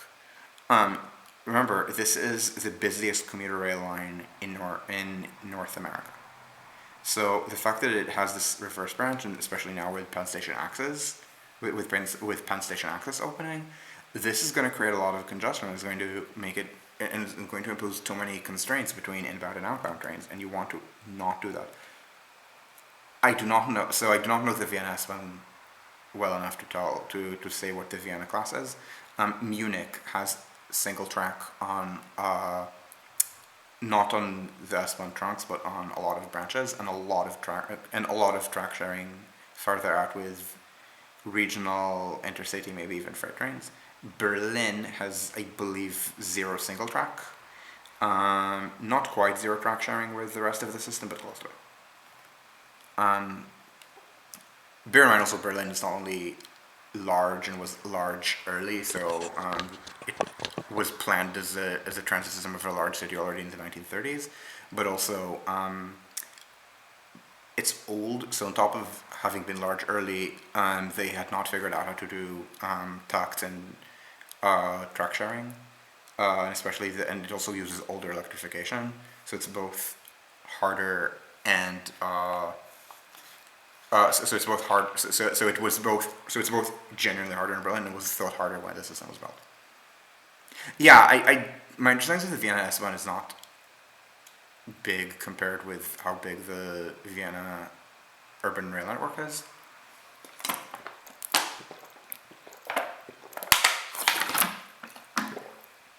Like my understanding, I mean, yeah. So my understanding is that Vienna. So it's not quite Prague, and I'm using Prague as a metonym for a city with an atypically strong metro for its size and atypically strong streetcars, but not a lot of commuter trains. And Vienna is a little bit like that. Not quite the S-Bahn. My understanding is that Vienna S-Bahn is stronger. Whereas then you have, say, Zurich, where there's no U-Bahn, there's just an S-Bahn, and the S-Bahn is incredibly strong.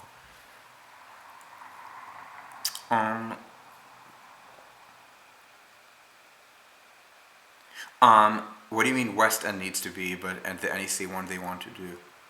Oh, what you mean is that what you mean is that they want to actually grade separate the Northeast Corridor bits, but not the Raritan Valley line side, like with like how the Kearney connection um, makes trains on the Morrison Essex lines cross opposing Morrison Essex traffic at grade at one point, but there's no such thing with the Northeast Corridor side. Oh wow. Um, so uh, the so anyway, figure out how to grade separate this. So the exact route through this is unimportant for commuter trains because all of them are going to stop at New Rochelle, and essentially any even small curve modification is going to get you. I mean, New Rochelle to let's say here, that's already a kilometer, and it takes you a kilometer just to accelerate to 130 kilometers an hour, and it's going to be 130 in a minute. I mean, bear in mind that this is like for express trains to go to 150. And a lot less aggressive things. They eventually tried the NEC down 9 because there I cared a little bit more. Yeah, okay, so here and here I did. So it's this. So this is probably the live red. This is the approximate red. The live red. Let's look at the speed zones, which I did mention. So New York, New Rochelle assumes that this is 220. And then remember what I said at the beginning, where about Harrison. So I assumed maybe a little bit of change, and I'm saying it's 150. Again, 150 is based on German standards. You might be able to squeeze 170 with pure Shinkansen. And so again, none of this matters very much for commuter trains because commuter trains are just not going to reach these speeds. It matters for constructability, for how much construction disruption there's going to be, I mean, I don't think that the half a minute or whatever you're saving for doing this is 220 versus 150 on an intercity train is going to change the commuter schedule very much, but you should still do some kind of sensitivity analysis. So again, stuff like this flat junction just needs to not be flat. And again, I believe the other really important one is this, but also Kearney. So this one needs a little bit of a rebuild. Oh! Did Berlin just have lots of very wide streets or permitted the viaducts? So Berlin built the viaducts in the 1880s, and the viaducts are extremely curvy to the point that to this day the maximum speed on the Stadtbahn is 60 kilometers an hour. Because of like how they had to wend their way through Alexanderplatz. And even then, Alexanderplatz was not even the center of the city. The center of the city lay farther south. It moved north because of the Stadtbahn. Berlin's very wide streets and let's not call them very wide streets, I mean they're 30 meters, are very good for cut and cover U-Bahn though. Oh, I see what you mean, yeah.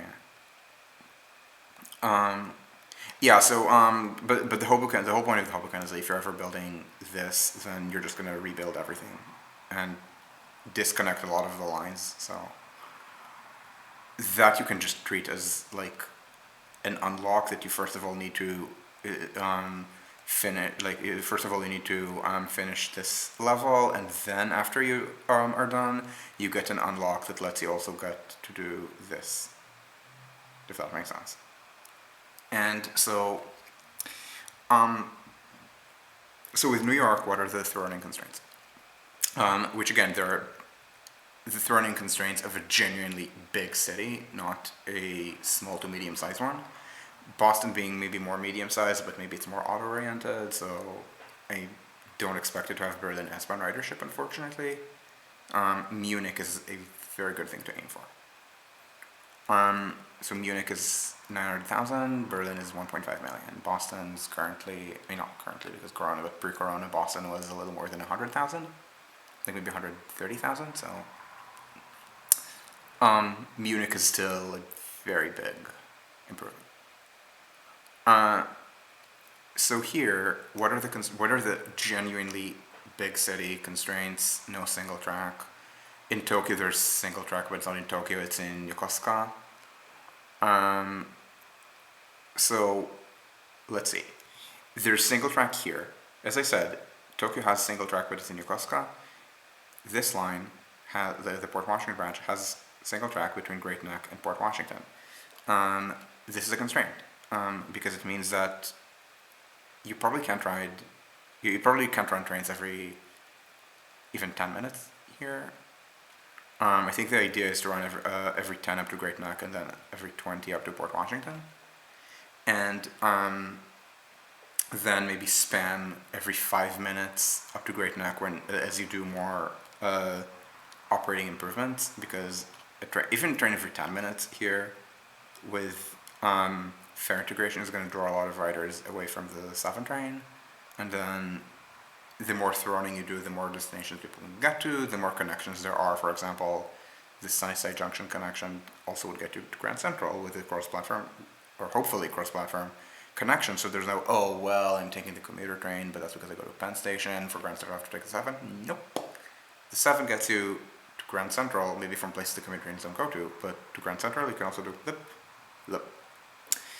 And of course, this doesn't just end here. If you build this like line 6 thing, you also get to Union Square and to NYU with just a cross-platform transfer, and this is maybe a cross-platform transfer to Fulton Street. It's a 3-seat ride, but it's a cross-platform, but it's two cross-platform transfers. Now they're not going to be timed, and the reason they're not going to be timed is that once you're in the trunk, the trains come every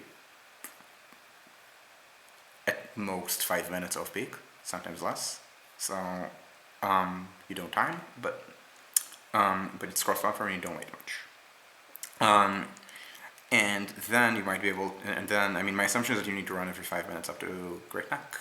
And then what you do up to Port Washington, I'm not even sure. I mean, you could do, I think you might be able to get away with this every 15, I'm not sure. And then you need to figure out how to turn at Great Neck.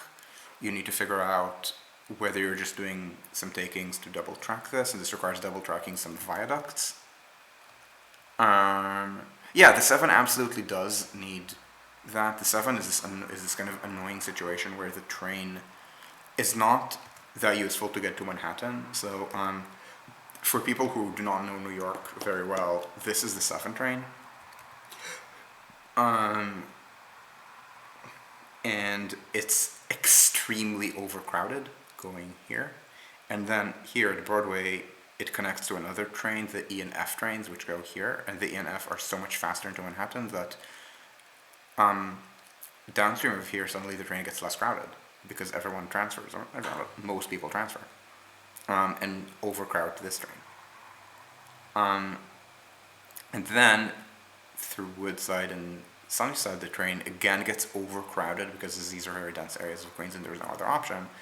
And then here at Queensboro Plaza, again, most people transfer from the slower 7 to the faster to the faster NW, which go like this. And I've timed this because I like staying here when I visit the city. This is so much faster. Like I mean, you gain time if you go to Times Square, which is served by both the 7 and the NW if you transfer at rush hour. If you're leaving Queensboro Plaza, as opposed to are already on the 7, then you would rather take the NW even if you're going to Grand Central, because to 59th and then transfer to the 456 is still faster than the 7. The 7 is very slow. Yeah, I mean, if you do, yeah, I mean, so one of the questions is how much TOD you can do, and this is, again, part of planning, and at least the Nordic ways, because all of the suburbs are NIMBY, is the state says, you know that you want you guys know you want a subway, right? Yes? Okay, you're gonna add 20,000 housing units in the next 15 years in these areas, and if you change your comprehensive plan for that, we will be very happy to give you state funding for a subway so you can keep going to your downtown jobs. This is how it's done in the Nordic countries, and is not how it's done in the United States, because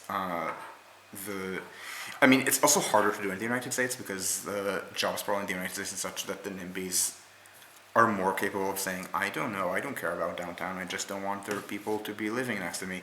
But, I mean, honestly, I think even with American levels of job sprawl, people in Long Island, I mean, they're posturing. And also the LRR has preemption power on stuff it owns anyway, and so, and ESD can... Remember that there exists ESD, Empire State Development, an agency that has the mandate to engage in statewide property development, and has the ability to, and because it's a state agency in New York, I believe in the entire Northeast, I know that's for a fact in Connecticut and Massachusetts, I believe it's true, I know it's true in New York, I think it's true in the entire Northeast, statewide agencies are exempt from local zoning. So as soon as a parcel is owned by a state agency, it is only subject to state zoning, and the state zoning is maximum residential floor area ratio of 12. In the city, there are a few places that permit that. It's mostly the avenues and the two-way streets on the Upper East and Upper West sides. Nowhere else. So as soon as ESD, or again the LRR, decides to do something with a block that it owns in Great Neck, it doesn't, I mean, I'm sure there's a zoning plan that says this needs to look like this. The zoning land does not bind, again, the zoning does not bind any state authority. However, the LRR is run by suburbanites who like this way. ASD is essentially a sinecure. It's like patronage.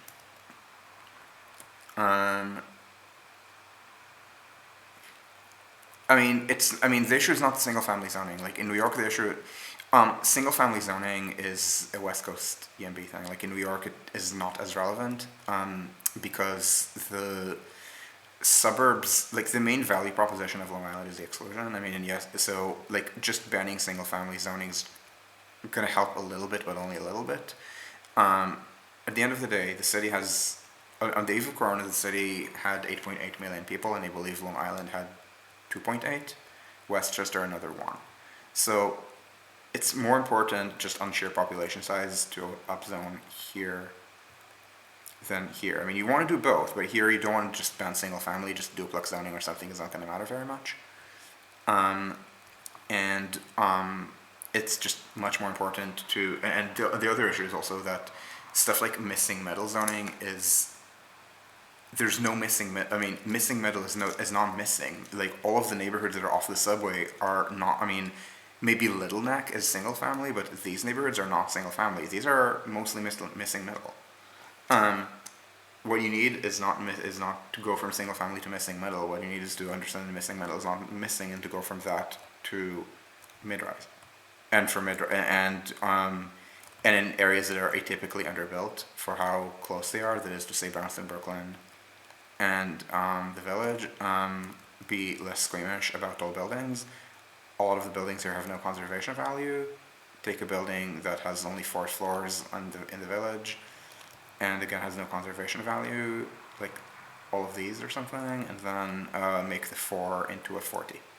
Like this is like, EMPs in the US have kind of dropped the idea of tall buildings because that's not the frontier of our development should be in most places, but in New York to some extent it is. I don't want to say it absolutely is, but to some extent it is. A matter of just high-rising Soho and the Village, and maybe Williamsburg has has sharp capacity constraints on the subway, whereas Brownston, Brooklyn is under full lines. I mean, the F is busy at the Queens side, it's not as busy from the Brooklyn side. The R literally has empty seats at rush hour sometimes.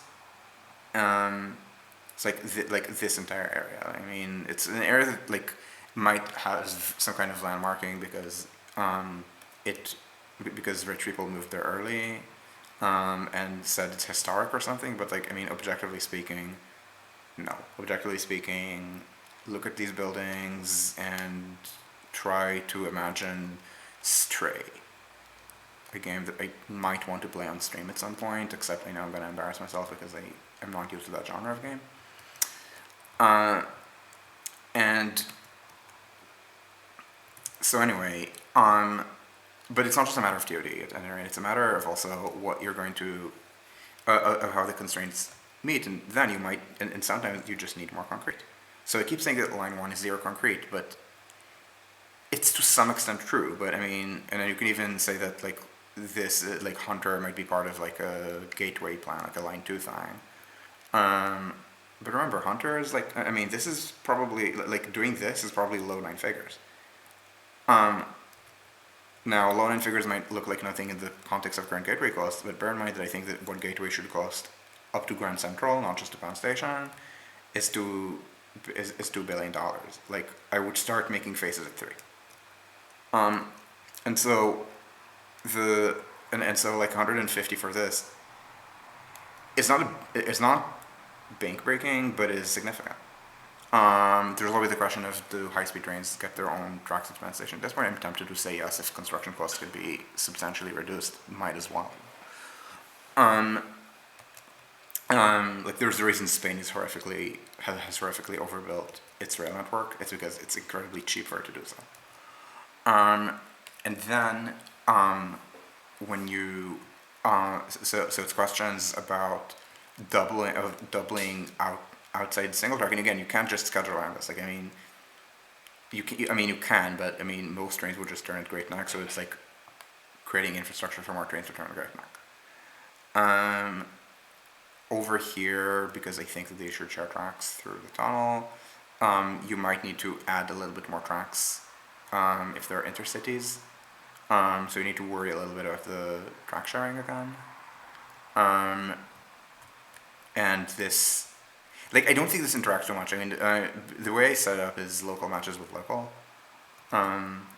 We just get to the weird, to the awkward situation in which Bergen Line is a stop on the express commuter trains, but not on the local commuter trains. But because it works this way, like, as I said, like, it's a little bit of spreading around the pain, and that might, and I'm open to the criticism that it might just lead to cascading delays, but the idea is that the intercities, over here they don't share tracks with anything because these trains all make all stops, and the intercities either take the middle tracks or take bypasses. Here, they either take bypasses or they use the express tracks, as I mentioned earlier. Here they share with the locals. The locals and the expresses don't ever share tracks, so they don't conflict with each other. This is not actually a reverse branch. I mean, R14 and R24 are both local, and then they do reverse branch, but the local express system does not. Here there might be some track sharing, certainly on the bridge if there's no dedicated high-speed rail tracks. This is a constraint, but again, it's a constraint that's local to this section. And then it fans out to and then you get extra tracks anyway. You might need to add 2 more tracks to Secaucus. That's money, but it's not obscene money. Like, this should not be triple-digit million. This should be probably low double-digit million, judging just by the cost of infill stations. And then the track sharing goes back to maybe a little bit intercity with express commuter. Maybe I can even make it. I mean, so the thing is, this is partly 6 track, so the track sharing can switch around, and you're less constrained. And you can even have some local express commuter track sharing. And the thing is that, I mean, you have all of these constraints, but you have some tricks, and the tricks are that you sometimes have dedicated sections where you can wait a minute or 2. Because these are all supposed to be extremely frequent, like I think these patterns are supposed to run, like I think every named number is supposed to run every 10 minutes, usually, like R23 or whatever. And then they overlay for local express, so you sometimes have every 5 on some sections. So the issue is that if trains are literally going to run into each other, just take one of them and slow it down by a minute, and that's going to be separation.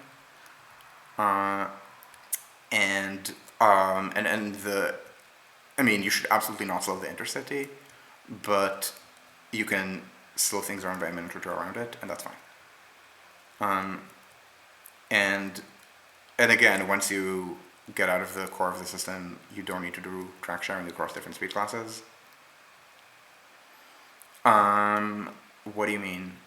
Why is New York reverse branching going and Tokyo reverse branching going? I mean, I don't think Tokyo reverse branching is good either. Like, Tokyo reverse branching is leading to some hilarious reliability problems at JR. It's just less punctual, as I understand it, than the privates because it's so interlined.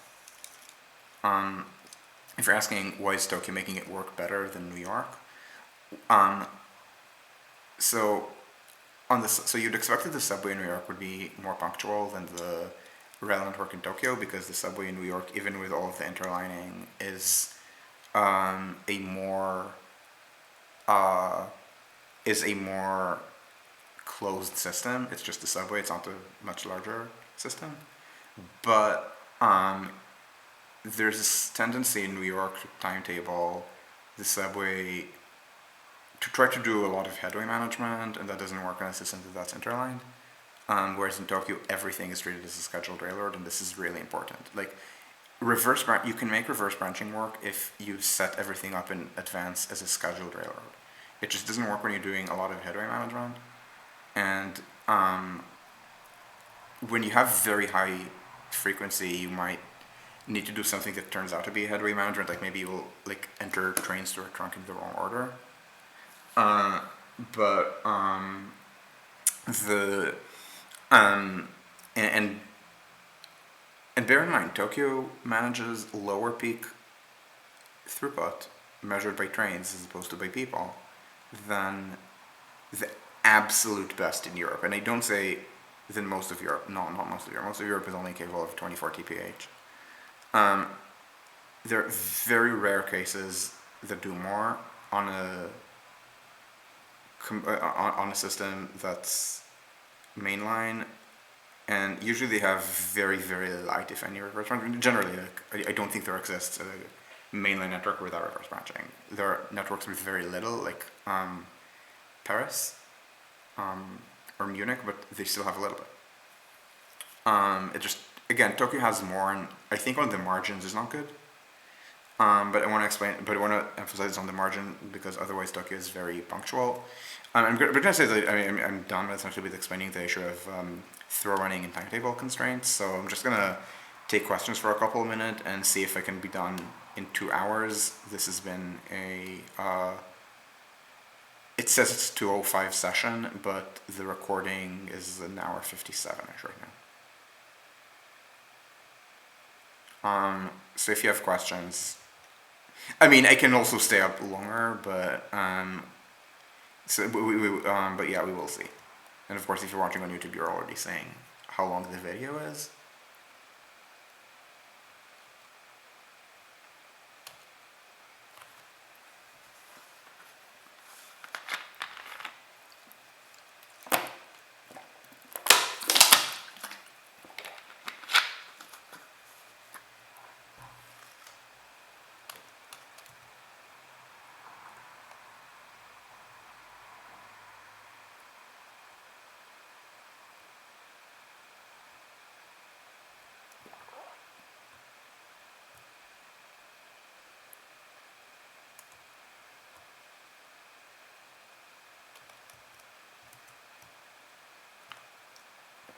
Oh, what we discussed in the first hour, I was reviewing issues of planning in Crayon and talking about how, I was reviewing planning in Crayon issues and it was kind of setting up the constraints for the second hour. Like, it wasn't a radically different stream, but yeah, I think you should go back and watch. Are there other questions?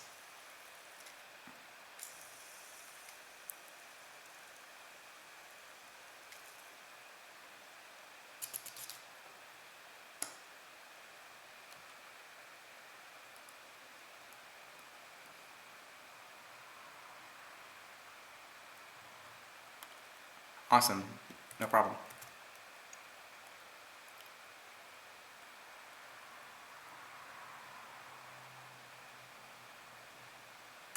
All right, so thank you all for watching, and I will see you once again with probably a very different topic, TBD, not TBD, but something that's not just more regional real-time tabling in a week. Oh, will the Sweden case be releasing this week? Yes, literally I just need to, like, here's what needs to be done for the Sweden case. You see this, a not Swedish but Norwegian line just announced a giant cost overrun since I last looked, which was about a year ago. And we literally just need to change it, and because it's not a major case, it's just a comparison. We need to just change a number in the.